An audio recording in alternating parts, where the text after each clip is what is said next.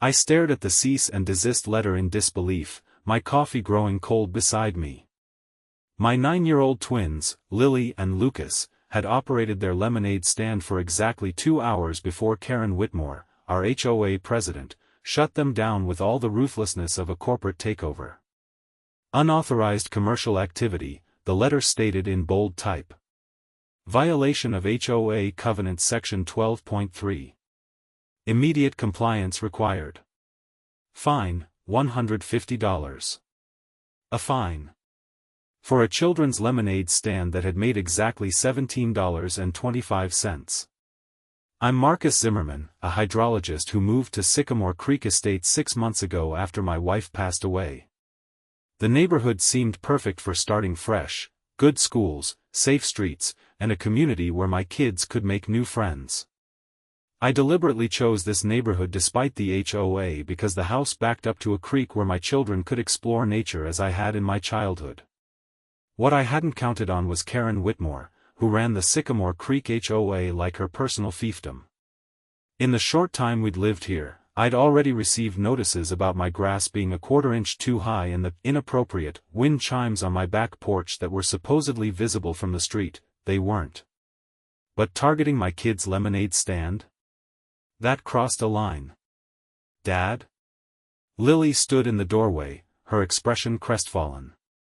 Lucas said someone left a note saying we can't sell lemonade anymore. Is that true? I folded the letter and forced a smile. Don't worry about it, sweetie. I'll take care of it.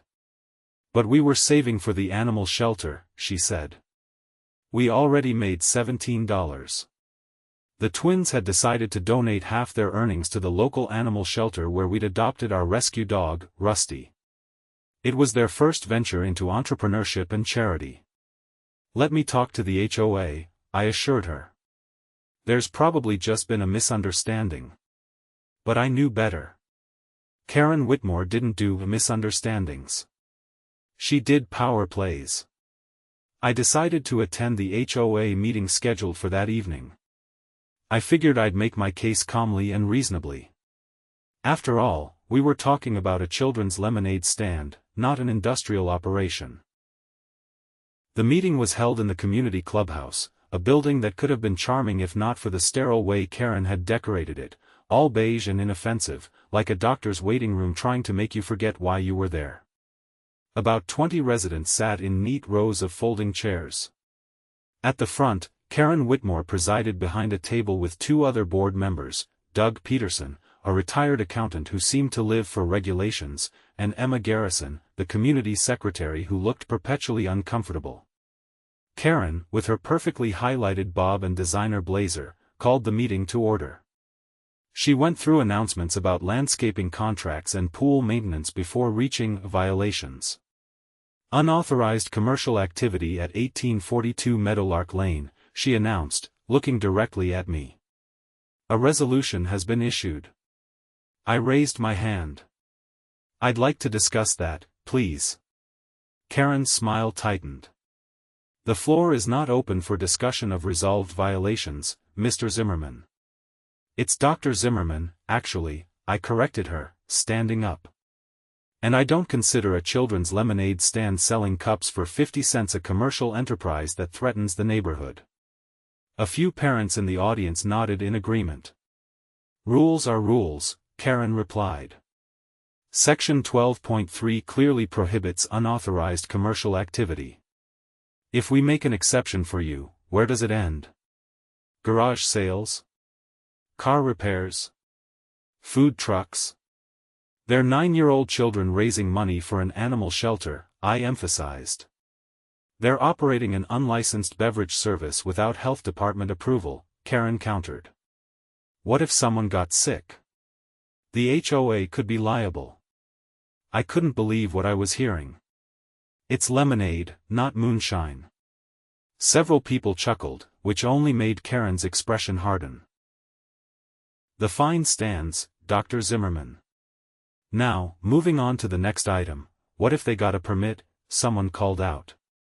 It was Jim Henderson, a grandfather who lived down the street. Karen looked annoyed at the interruption. This isn't the appropriate time, actually, Emma Garrison interjected, surprising everyone including herself. We do have a provision for temporary permits for community events. Section 14.2. Karen shot Emma a look that could have frozen lava. That's for approved community functions, not individual enterprises. The bylaws don't specify that, Emma replied, her voice growing steadier. They just say, community events that enhance neighborhood engagement and charitable causes. I smiled at Emma gratefully. My children are donating half their proceeds to the animal shelter. I'd say that qualifies as a charitable cause. The room was now buzzing with conversation. Karen rapped her gavel sharply. We are not reinterpreting bylaws on the fly, she declared. The violation stands. The fine is due within 7 days. Next item. I remained standing. I'd like to make a motion to vote on granting a children's lemonade stand permit. Seconded, called out Mrs. Rodriguez from the third row. Karen's face flushed. That's not how this works. The board makes these decisions. Actually, Emma said, consulting a binder, any homeowner in good standing can propose a motion at a general meeting if seconded and if it relates to an item already under discussion. The look Karen gave Emma suggested she'd be searching for a new secretary very soon. Fine, Karen snapped. All those in favor of wasting our time with this nonsense? To her visible shock, at least 15 hands went up. All opposed? Karen's hand shot up, followed reluctantly by Doug's. The motion carries, Emma announced. We'll discuss permit parameters for children's activities. Karen looked like she'd swallowed a lemon whole. We'll form a committee to draft guidelines for review next month. Next month? I echoed. Summer will be half over by then. Administration takes time, Dr. Zimmerman, Karen replied with a thin smile. Perhaps you should have considered that before your children broke the rules. I sat down, seething but knowing I'd reached an impasse. After the meeting, Emma approached me. I'm sorry about that, she said quietly. For what it's worth, I think a lemonade stand is perfectly fine. Thank you for speaking up, I replied. But why is she so rigid about this? Emma glanced around to make sure no one was listening. Between us, Sycamore Creek is struggling financially. The reserve fund is lower than it should be, and Karen's solution is strict enforcement of fines. Instead of raising dues? I guessed. Exactly. She doesn't want to be the president who raised dues, so she's becoming the president who fines everyone instead. She's targeting things like lemonade stands because most people will just pay rather than fight. This information didn't improve my mood, but it did give me context. As I drove home, I considered my options. I could pay the fine and wait for the committee to maybe approve a permit next month. I could ignore the fine and risk escalation. Or I could find another way. When I got home, my sister Olivia was watching the twins. After they went to bed, I told her about the HOA meeting. That's ridiculous, she said. A lemonade stand is practically an American tradition. Tell that to Karen Whitmore. Wait, Olivia said suddenly. Whitmore? As in Whitmore Properties? I think her husband's in real estate. Why? I've dealt with them through my work, Olivia explained. She's an environmental compliance officer for the county. Whitmore Properties has been trying to develop that old farm at the edge of town into another subdivision. They've been pushing hard for water access rights. Something clicked in my brain. Water access rights from Clearwater Utilities? That's the one. Why? I couldn't help but laugh. Because I'm on the board of Clearwater Utilities. It's a side project I've been consulting on since we moved here. Olivia's eyes widened. You never mentioned that. It hasn't come up. The previous owner was a colleague who asked me to help modernize their infrastructure when he heard I was moving to the area. I ended up investing and joining the board. So you literally control the water company that Karen Whitmore's husband needs for his development? I nodded slowly. I wouldn't say I control it, but I have significant input, especially on environmental impact assessments and water rights allocations. A smile spread across Olivia's face. Oh, this is too perfect. The next morning, I paid a visit to the local print shop and had them make a professional-looking sign. By afternoon, the twins had reopened their lemonade stand with a new addition, community charity event, 50% of proceeds to Riverside Animal Shelter, in big letters. I sat on the front porch with my laptop, ostensibly working but actually waiting for the inevitable. I didn't have to wait long. Karen's white Lexus SUV cruised slowly past our house before making a U-turn and parking across the street. She emerged looking like she was dressed for a business meeting rather than a Saturday afternoon, her designer sunglasses pushed up on her head. "Excuse me," she called to the twins, ignoring me completely. "Didn't you receive a notice about unauthorized commercial activity?" Lucas looked uncertainly toward me. I nodded encouragingly and walked down to join them. "Hello, Karen," I said pleasantly. "Beautiful day for lemonade, isn't it?" "Dr. Zimmerman," she replied coldly. I was clear at the meeting. Until the committee establishes guidelines, this stand is not permitted.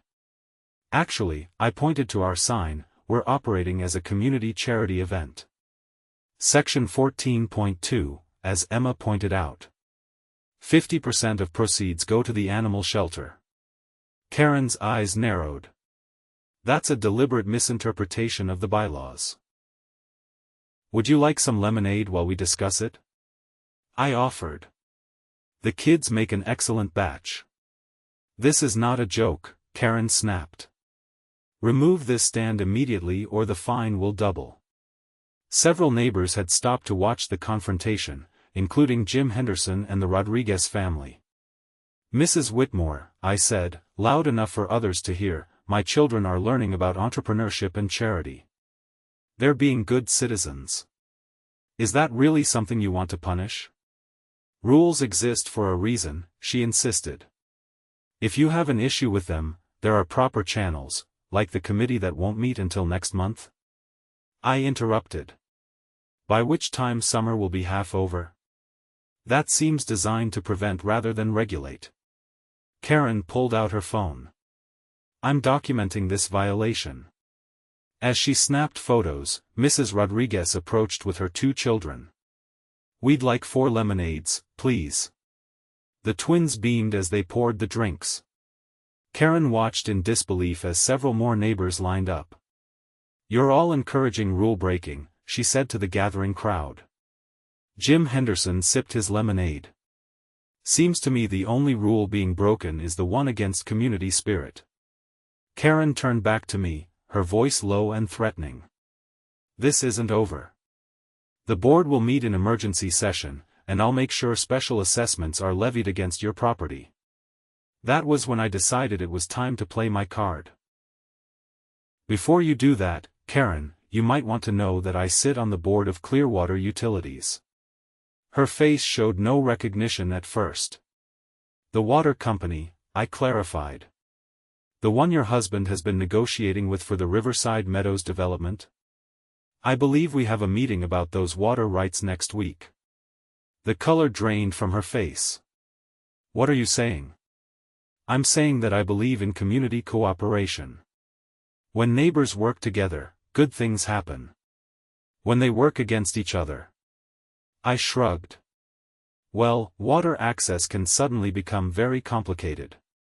"That's blackmail," she hissed.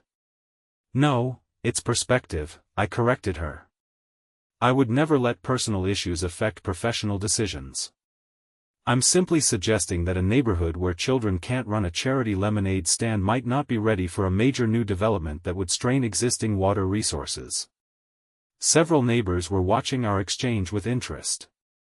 "You don't understand," Karen said, lowering her voice. "That development is crucial. Richard has investors waiting." "I understand perfectly," I replied. "And I think you have a choice to make. You can continue this crusade against my children's lemonade stand, or you can show the same flexibility you're asking from the water board. Karen's jaw tightened. She glanced around at the neighbors, many of whom were now enjoying lemonade and chatting. Fine, she said finally. Consider this a temporary exception while the committee reviews the situation. Wonderful, I smiled. And since we're being reasonable, perhaps we could discuss a few other community concerns at the next meeting? Like the reserve fund situation? Her eyes widened. How do you know about that? I'm concerned about my investment in this community, I said simply. Just like all these neighbors are. We deserve transparency about the HOA's finances.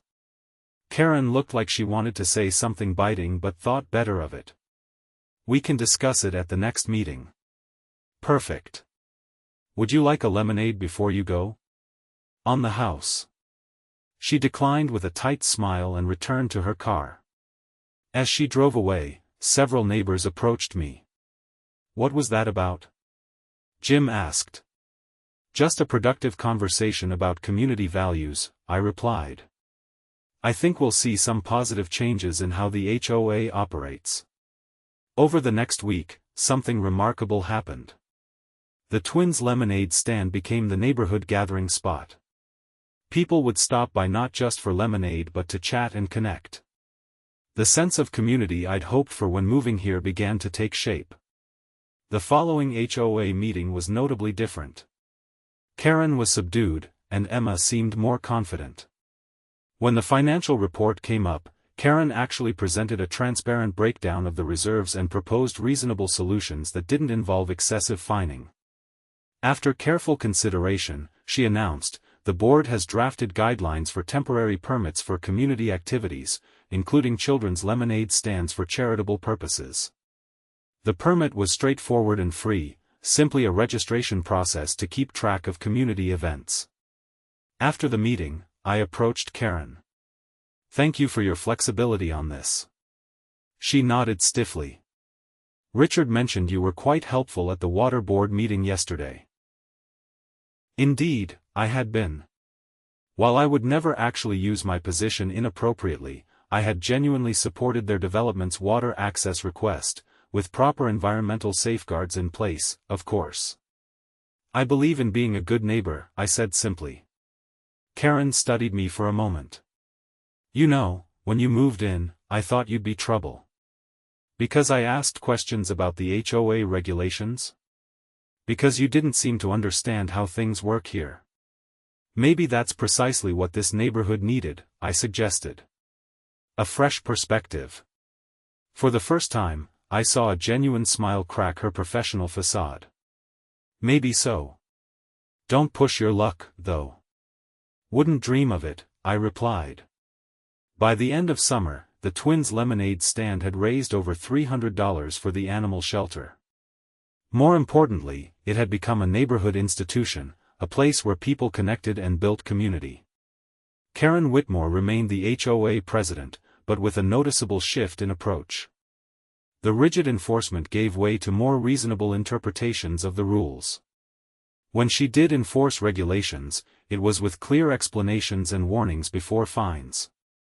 The greatest victory, though, was when the HOA newsletter featured a photo of Lily and Lucas presenting their donation to the animal shelter, with Karen Whitmore standing beside them, holding a cup of lemonade and actually smiling. Sometimes, standing up for what's right isn't just about winning a battle. It's about changing the battlefield entirely. And sometimes, the most powerful weapon isn't a threat but a simple glass of lemonade, offered with a smile and the unwavering belief that community should bring people together, not drive them apart. As for me, I never had to use my position at Clearwater Utilities as leverage again. But I keep a pitcher of lemonade ready, just in case.